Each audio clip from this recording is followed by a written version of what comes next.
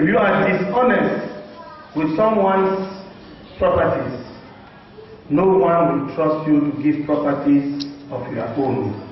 Upon this morning, it comes to us from Paul's letter to Timothy, Paul's first letter to Timothy, the 6th chapter. We read the verses 6 to 12. 6 to 12. But godliness with contentment is great gain. For we brought nothing into the world, and we can take nothing out of it. But if we have food and clothing, we will be content with that.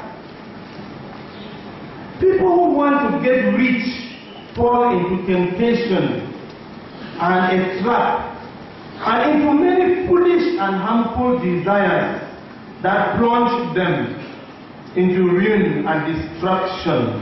My dearly beloved in the Lord, what do you manage, and how do you manage those resources that are placed at your feet? Do you have people whom you manage? Do you have money you manage? Do you have property that you manage? How do you manage these things? Are you the contented type, or you are the disgruntled type? We are told that there were two persons, a very rich man and a very poor person. They were neighbors. And this poor man, you know, poor people have their own songs of sorrow that they sing. Each time they sing it, the rich man is tough and looking for means of how he can help the very poor man. So he wondered, he looked at the man, he knows that if people see him as a Christian and living with this kind of person, each time a visitor comes, the first attraction is not the big man's house, but the poor man's house that is there. And he gave the money back to him. The rich man tried to convince him, and you know, a rich man, when he sees the poor man bringing back the money, the first thing that runs into his mind is that probably they have told him that this money is this kind of money. You know money.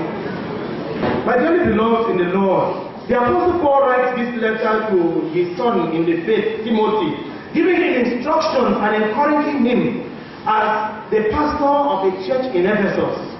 Paul warns him about those who will not submit to his teachings.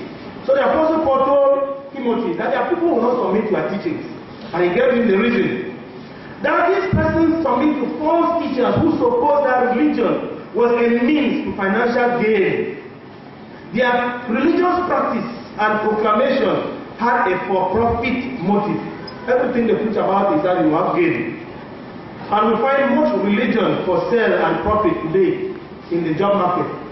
On our TV sets, on our radios, from evangelists, we see them selling miracles, promising wealth, commercializing all sorts of trivia. Today we see it.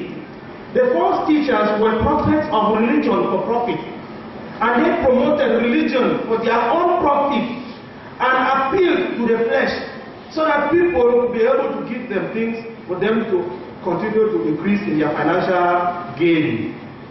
And so in verses 6 to 10 of our text that we read, Paul countered the idea of the false teachers who practice and promote religion as a means of financial gain, and he taught the believers the biblical truths of contentment in the life of a Christian. But godliness actually is a means of great gain when accompanied by contentment. Be motivated by the love of God, not by the love of men. And